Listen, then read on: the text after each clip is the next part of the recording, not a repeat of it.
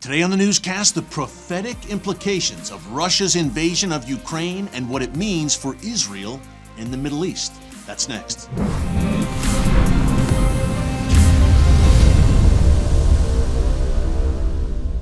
Hey folks, Erick Stakelbeck here. Welcome to the Watchman Newscast. Welcome to Dallas once again. One last newscast here in the Big D before heading home back to the Watchman studio. Today we want to focus on a topic that many Watchman viewers are commenting on, the prophetic implications of Russia's invasion of Ukraine and what it means for Israel. Now, we've talked about this a bunch on the newscast over the past few weeks. Yes, Eastern Europe is on fire right now thanks to Vladimir Putin's invasion of Ukraine, but Russia also has a strong presence at Israel's doorstep in the Middle East. And when we're talking Middle East, we're talking Israel. Today, in these Bible times in which we are living, we are certainly talking prophecy, in particular, the War of Gog and Magog laid out in the book of Ezekiel, chapters 38 and 39. Now, if you haven't heard that term before, Gog, Magog, I know it's a very funny name, but it is very important for the times we are living in right now. Scanning the landscape of, number one, thousands of Russian soldiers at Israel's doorstep in Syria right now. Secondly, Russian officials on one hand saying they will continue the so-called deconfliction arrangement that they have with Israel when it comes to Israeli airstrikes against Iran and Hezbollah inside Syria under those Russian soldiers' noses. But on the other hand, Russian officials saying we're losing patience with Israel's strikes in Syria. Is a day coming where Vladimir Putin says to Israel the arrangement, the agreement is out the window, enough is enough, and no longer, Israel, will we allow you to have freedom of movement in Syria. That would be a game changer in all the wrong ways, because that Syrian freedom of movement has been crucial for Israel as it pushes Iran and Hezbollah back from the Golan Heights. The Bible lays out a latter days confederation that many believe is led by Russia that comes against Israel. I had a chance to talk about it recently in Jerusalem with my good friends, best-selling author Joel Rosenberg, who's also editor-in-chief of a great site called All Israel News that you need to check out.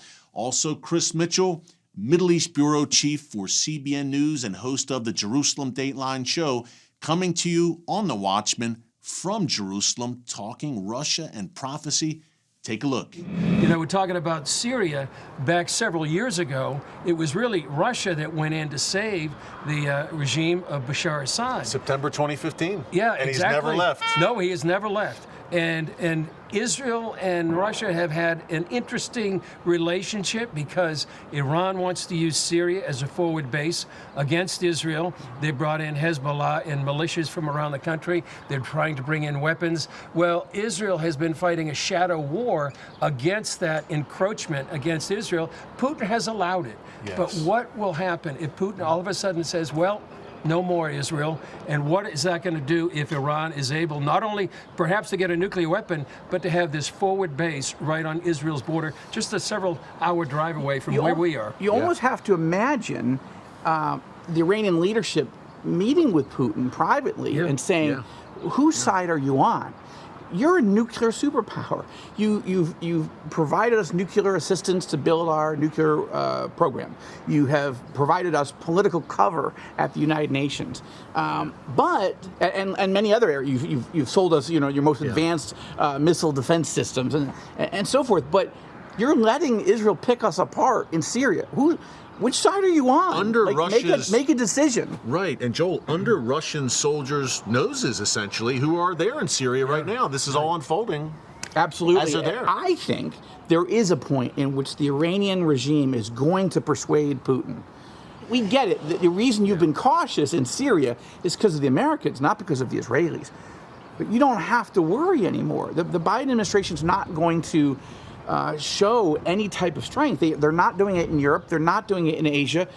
Why would you have to worry? You're the master of the universe now. If you want something, go get it and let us help you. And I think there are prophetic implications to that too. But if you just look strictly geopolitically, that's a bad scenario. And it's causing Israeli leaders at the highest level to begin calculating are they alone?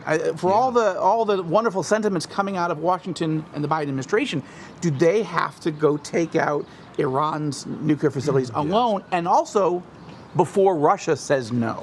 Yes, I want to ask you about a potential strike on Iran's nuclear facilities. But first, you mentioned prophetic implications, Joel.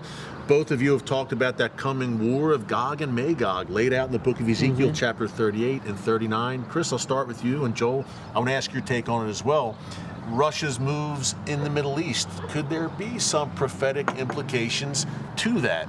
The Russian bear here at Israel's doorstep. Just go to Ezekiel 38 and 39 and see what may happen, the War of Gog and Magog. And so when you see Russia being so emboldened after this Afghanistan debacle and what he can do and how he threatens Europe, not only Europe, but will he come down as to here in the north? We don't know when, and we don't know exactly if this is the scenario, but it looks like things are lining up and these trends are moving forward, just like the Bible says. Yeah, and Joel, just a reminder for everyone watching, when we talk about this Gog and Magog, this confederation that comes together in the latter days, Ezekiel says, who is part of that confederation that comes against Israel? And by the way, it ends well for Israel. It doesn't end well for this invasion force when God intervenes directly. But name some of the nations. I know you believe Russia will be among those nations that come against Israel in the latter days. Really, you have to do historical detective work to figure out what these ancient names in Ezekiel are and how they correspond to current nation states. But the short version is Magog is certainly Russia. I don't have any doubts about that. But the next country that's mentioned is Persia. Well, that's the easiest one. That's the easiest one of all of them, because until 1935, that was the name of Iran. Gomer is an ancient name for the people that we now call Turkey. So if you just started with those three, you'd have Russia, Iran, and Turkey, the very countries that are occupying Syria, first time in 2,600 years since Ezekiel wrote that. Lebanon is not mentioned in the prophecy as an aggressor. It's not mentioned at all, but the attack, as you said, is coming from the north. Well, with Russia, Iran, and Turkey already occupying and with their military forces already in Syria, then what's going on with Lebanon? Well, it is a wholly owned subsidiary, a province, really, of Iran because of Hezbollah. And you and I have covered this and written about how Hezbollah has just taken over the country.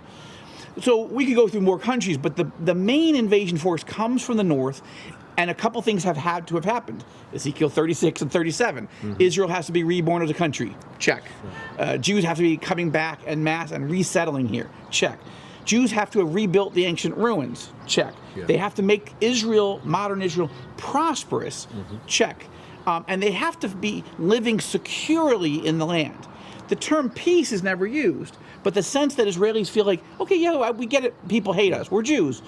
Unfortunately, that's our lot in life. But overall, we feel good. And that's where Israelis feel right now. Most Christians don't have any idea really about this prophecy and how things are really coming together in ways we've never seen ever in history. And one thing but people, I think a lot of viewers would remember, Luke 21, Matthew 24, the time when Jesus talked about the end of the age, and he talked about it right over there on the Mount of Olives when his disciples came to him, where he talked about wars, rumors of wars, pestilence, famines, earthquakes in various places, and that we see in evidence all over the world The pestilence alone. I mean, we're living through the worst disease, worst plague, pandemic in the last 100 years. If this is not a birth pang prophetically, I wouldn't know what a birth pang would look like. Thanks again to my good friends Joel Rosenberg and Chris Mitchell for those great prophetic insights. Much more to come in the days and weeks to come here on the newscast regarding Russia's moves in the Middle East and what the Bible has to say about it, how it impacts Israel, and how it impacts you no matter where you live. Hey, if you like that clip, you can watch the entire Watchman show. That's where the clip was from, on TBN every Thursday night at 10 p.m. Eastern Time and Fridays at 6:30 p.m. Eastern Time. That means tonight, Friday, March 18th, you can catch the whole show again, 6:30 p.m. Eastern Time on TBN. And if you want to see the Watchman show before anyone else, remember, you can be a premium subscriber, a premium member here on our YouTube channel. Just go to membership. You'll see it on our homepage. You can join for $5 a month. You'll get first exclusive, first view of every new Watchman show without commercials that hits the air, along with some exclusive behind-the-scenes commentary from yours truly and people like Chris and Joel. Good stuff, so check out that premium membership feature here on the channel. Hey, thanks so much for joining us here on the Watchman Newscast. Until next time, God bless you, and remember, never hold your peace. Hey everyone, thanks for checking out the Watchman Newscast. If you enjoyed this episode and want to see more, make sure you go ahead and hit the like button, click subscribe, and tap the bell icon to turn on notifications for new Watchman Newscast episodes every weekday.